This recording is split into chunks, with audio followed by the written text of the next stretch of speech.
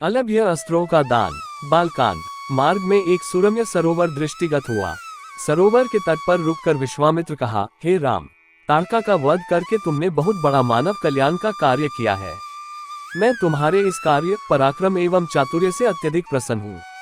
मैं तुम्हें कुछ ऐसे दुर्लभ अस्त्र प्रदान करता हूँ जिनकी सहायता से तुम दुर्दमनीय देवताओं, राक्षसों, यक्षों, नागादिकों को भी परास्त कर सकोगे। ये दंड चक्र, धर्म चक्र, काल चक्र और इंद्र चक्र नामक अस्त्र है। इन्हें तुम धारण करो। इनके धारण करने के पश्चात तुम किसी भी शत्रु को परास्त करने का सामर्थ्य प्राप्त कर लोगे। इनके अतिरिक्त मैं तुम्हें विद्युत निर्मित वज्रास्त्र, शिव जी का शूल, ब्रह्मशिर, अशीक और समस्त अस्त्रों से अधिक शक्तिशाली ब्रह्मास्त्र देता हूँ। इन्हें पाकर तुम तीनों लोकों में सर्वाधिक शक्ति संपन्न हो जाओगे। मैं तुम्हारी वीरता से इतना अधिक प्रसन्न हूँ कि तुम्हें प्रचंड मोद की न शिखर नाम की गदाएं प्रदान करते हुए मुझे अत्यंत हर्ष हो रहा है। मैं तुम्हें सूखी और गीली दोनों ही प्रकार की अशनि व पिनाक के साथ ही साथ नारायणास्त्र, आग्नेयास्त्र, वायव्यास्त्र, हयशिरास्त्र एवं क्रोंच अरब भी तुम्हें प्रदान करता हूँ। अरबों के अतिरिक्त मैं तुम्हें कुछ पाश भी देता हूँ जिनमें धर्मपाश, कालपाश एवं वरुणपाश मुख्य है। इनके पाशों के द्वारा तुम अत्यंत फुर्तीले शत्रु को भी बांधकर निष्क्रिय बनाने में समर्थ हो जाओगे। राम, कुछ अस्त्र ऐसे हैं जिनका प्रयोग असुर लोग करते हैं। नीति कहती है कि शत्रुओं को उनके ही शस्त्रास्त्रों से मारना चाहिए। इसलिए मैं तुम्हें असुरों के द्वारा प्रयोग किए जाने वाले कंकाल, मूसल, घोर कपाल और किंकनी नामक अस्त्र भी देता है। कुछ अस्त्र का प्रयोग विद्याधर करते हैं। उनमें प्रधान अस्त्र हैं खड्ग, मोहन, प्रस्थापन, प्रश्वन, सौम्य, वर्षण, संतापन, विलापन, मादनास्त्र, गंधर्वास्त्र, मानवास्त्र, पैशाचास्त्र, तामस और अद्वितीय सोमनास्त्र। इन सभी अस्त्रों को भी मैं तुम्हें देता हूँ। ये मौसलास्त्र, सत्यास्त्र, असुरों का माया में अस्त्र और भगवान सूर्य का प्रभास्त्र है जिन्हें दिखाने मात्र से शत्रु निस्तेज होकर नष्ट हो जाते हैं। इन्हें भी तुम ग्रहण करो।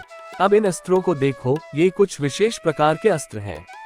ये सोम देवता द्वारा प्रयोग किए जाने वाले शिशिर एवं दारुण नाम के अस्त्र हैं। शिशिर के प्रयोग से शत्रु शीत से अकड़ कर और दारुण के प्रयोग से शत्रु गर्मी से व्याकुल होकर मूर्छित हो जाते हैं। हे वीर श्रेष्ठ, तुम इन अनुपम शक्ति वाले, शत्रुओं का मान मर्दन करने वाले और समस्त मनोकामनाओं को पूर्ण कराने वाले अस्त्रों को धारण करो। इतना कहकर महामुनि ने संपूर्ण अस्त्रों को, जो देवताओं को भी दुर्लभ हैं, बड़े स्नेह के साथ राम को प्रदान कर दिया। उन अस्त्रों को पाकर राम अत्यंत प्रसन्न हुए और उन्होंने श्रद्धा के साथ गुरु को चरणों में प्रणाम किया और कहा, गुरुदेव, आपकी इस कृपा से मैं कृतार्थ हो गया हूँ। अब देवता, दैत्य, राक्षस, यक्ष आदि कोई भी मुझे परास्त नहीं कर सकता। मनुष्य की तो खैर बात ही क्या है, किंतु मुनिवर, इसी प्रकार के अस्त्र गंधर्वों, देवताओं, राक्षसों आदि के पास भी होंगे और उनका प्रयोग वे मुझ पर भी कर सकते हैं। कृपा करके उनसे बचने के उपाय भी मुझे बताइए। इसके अतिरिक्त ऐसा भी उपाय बताइए जिससे इन अस्त्रों को छोड़ने के पश्चात अपना कार्य करके ये अस्त्र पुनः मेरे पास वापस आ जावे।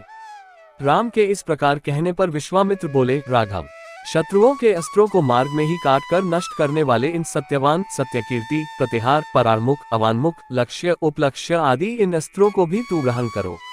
इन अस्त्रों को देने के बाद गुरु विश्वामित्र ने राम को वे विधियां भी बताई जिनके द्वारा प्रयोग किए हुए अस्त्र वापस आ जाते हैं।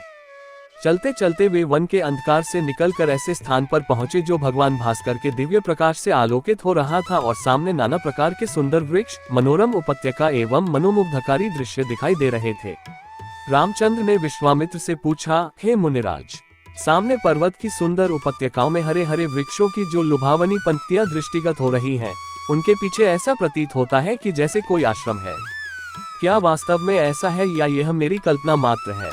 वहाँ सुंदर सुंदर मधुरभाषी पक्षियों के झुंड भी दिखाई दे रहे हैं, जिससे प्रतीत होता है कि मेरी कल्पना निराधार नहीं है। रामायण का ये भाग कैसा लगा कमेंट करके जरूर बताएं। वीडियो को लाइक करें, शेयर करें और चैनल को सब्सक्राइब करें। जय श्री राम, आपका जीवन मंगलमय करे। जय श्री राम।